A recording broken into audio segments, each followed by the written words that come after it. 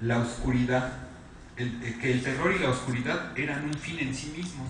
A partir del relato gótico sí lo es, sí sucede. Bueno, y estos relatos góticos, los más famosos son Drácula y Frankenstein, pero hay que tomar en cuenta que esos relatos góticos del siglo XIX son los que comienza a representar el cine durante casi todo el siglo XX. Y la cultura popular contemporánea está muy influida por ese cine de terror que mama directamente de la novela gótica o del relato gótico, porque se le dice novela, no sé por qué, pero la gran mayoría son cuentos. Entonces por eso yo prefiero, para no entrar en controversia, decirle relato gótico o literatura gótica en general. Este es el otro momento, el tercero, en que algo se le llama gótico, y se le pone así en discusiones en Inglaterra porque algunos afirmaban, como muy bien explica Leonardo en este artículo, algunos discutían que este relato gótico les daba identidad a los ingleses por tener que ver con lo germano, que era una parte de su origen. Y eso era un modo de desligarse del mundo italiano y el mundo francés. El mundo italiano por la influencia renacentista y el mundo francés porque en ese momento Francia, con Napoleón, eran el centro del mundo, o se consideraban el centro del mundo. Y una manera de desligarse y autoafirmarse su nacionalidad y su identidad como ingleses era recuperar este relato gótico, y les hacía pensar que tenía que ver con su origen, por tener que ver con leyendas y cuentos de hadas. Pero algunas personas le llamaban gótico de una manera peyorativa porque les parecía que era literatura de segunda categoría. Entonces se le pone el nombre de góticos no necesariamente cuando sale el libro, y es casi una casualidad que se le ponga así. Y lo mismo sucede con el moderno o contemporáneo, como lo comienzo a llamar en este libro, movimiento gótico. Me gusta mucho un pedacito que escribe Paul Notch en su artículo sobre el principio del rock gótico, que les voy a compartir. Él escribe dos artículos aquí, que es el principio del rock gótico y otro sobre death rock. Y dice así, permítanme, déjenme que se encuentre el pedacito donde habla del origen del nombre, porque me parece muy interesante.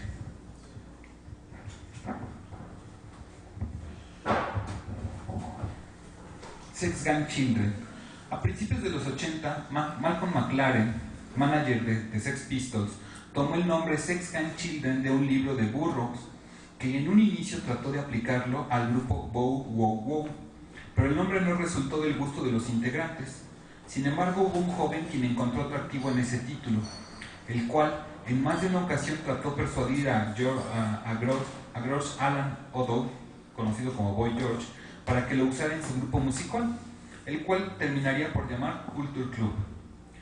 Al ver que nadie quiso adoptar este nombre, Andy Sex Gang optó por usarlo y formar su propia banda, un grupo con aires de punk y que en sus letras hablaba de literatura e historia, una banda cuya identidad sería recordada por el peculiar tono de voz de su cantante, así como por su estilo en vestir, el pastor Ian Astbury. Dentro del gremio de bandas de la época que compartían el escenario, así como el ambiente, se encontraba Southern Death Cult, ahora conocido como The Cult, el cual estaba comandado por Ian Astbury. El concepto de esta banda estaba inspirado en la filosofía de Jim Morrison, quien admiraba las tribus originales del norte de América.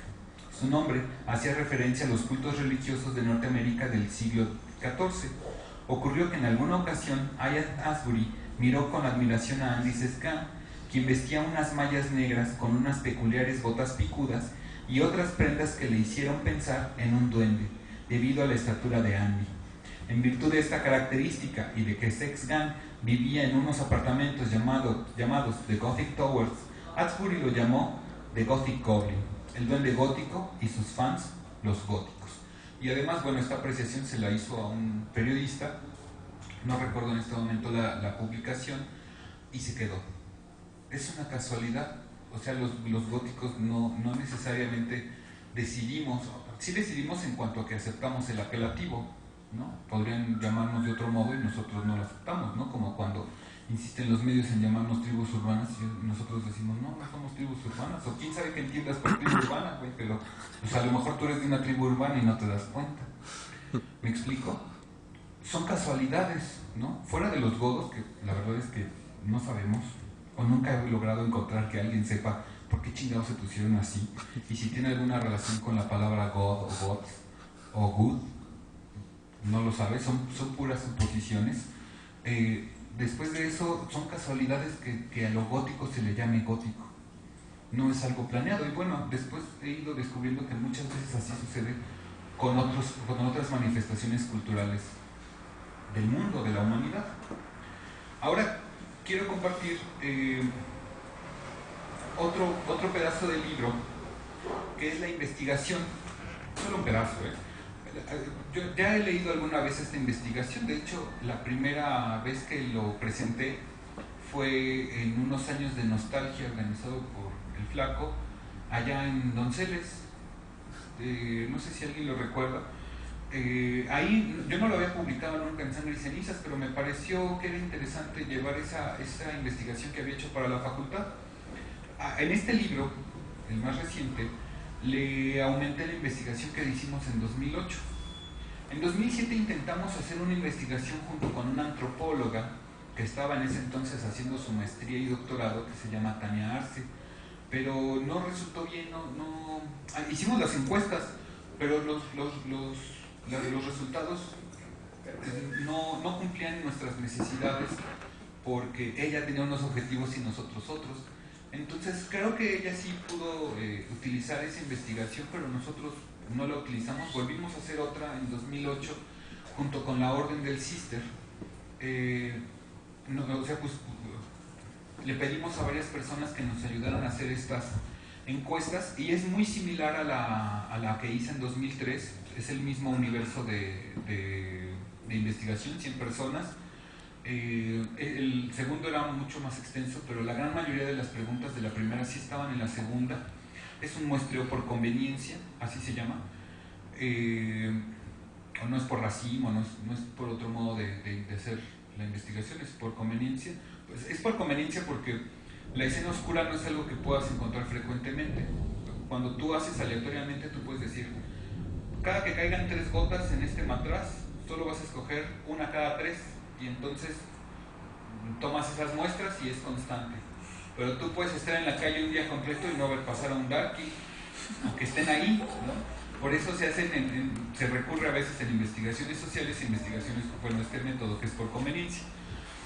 Entonces se fue a los lugares donde suelen estar los darkies y se les hizo la encuesta, ¿no?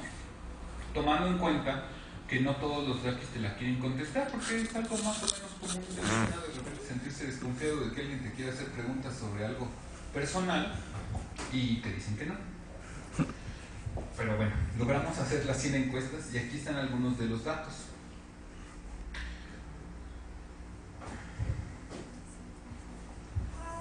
El primer dato que saltó a la vista al contar los datos fue el nivel educativo. 94% de las personas habían estado inscritas en el bachillerato o incluso lo habían terminado. Estoy hablando de la investigación que hice en 2003. Mejor aún el dato de que el 48% habían llegado al nivel superior. En otras palabras, casi la mitad de los encuestados cursaron 3 años de preescolar, 6 de primaria, 3 de secundaria, 3 de bachillerato y por lo menos 1 de universidad, sumando por lo menos 16. Asombrado, lo contrasté con un informe del INEGI publicado por La Jornada, en el que se hacía notar que en México el grupo que más estudia es el conformado por los más ricos. La 10ª parte de los mexicanos más ricos en promedio son los que más estudian, y ellos estudian en promedio 14 años, mientras que en el grupo de los darks era de 16, 2 años de ventaja para nosotros, mientras que el grupo de darks era El resultado de 2008 fue de 50 y 50%, es decir, en la investigación que hice en 2003 el promedio era 48% habían llegado a la universidad, y en la investigación que hice en 2008 es el 50%, es decir, los datos siguen más o menos como estaban. Es algo muy común que la escena oscura llegue a la universidad. Y el 3.7 de los encuestados llegó a posgrado. Esa pregunta no la hice en 2003, sí la hice en 2008. si habían hecho posgrado, y aquí tenemos un 3.7. No es mucho, pero sí existe. Por supuesto que hay un rango de error y confiabilidad, pero es de hacer notar que los datos son constantes. Aunque a la escena siempre se le ha visto en la delegación Cuauhtémoc y en la década de los 90 en Coyoacán o ciudad satélite, ya sospechaba que habitaba en las delegaciones y municipios más poblados, y así fue. En 2003 lo que encontré que la GAM, Venustiano Carranza, Iztapalapa, Nezahualcóyotl y Ecatepec concentraban el 74%, y de estos la mayoría estaban en el DF. Pero en 2008 encontré una diferencia. Sí hubo cambio. Esas delegaciones y municipios lograron solo el 39% de la población encuestada, es decir, en 2003 encontré el 74% y en el 2008 encontré el 39%. Eso significa una desconcentración hacia otras partes.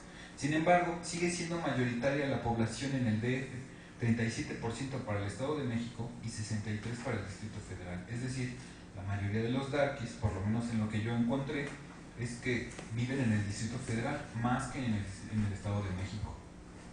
Así encontré diferencias. La mayoría son constantes, o sea, encontré datos muy similares entre 2003 y 2008, solo que hice algunas preguntas extras que me gustaría compartir aquí.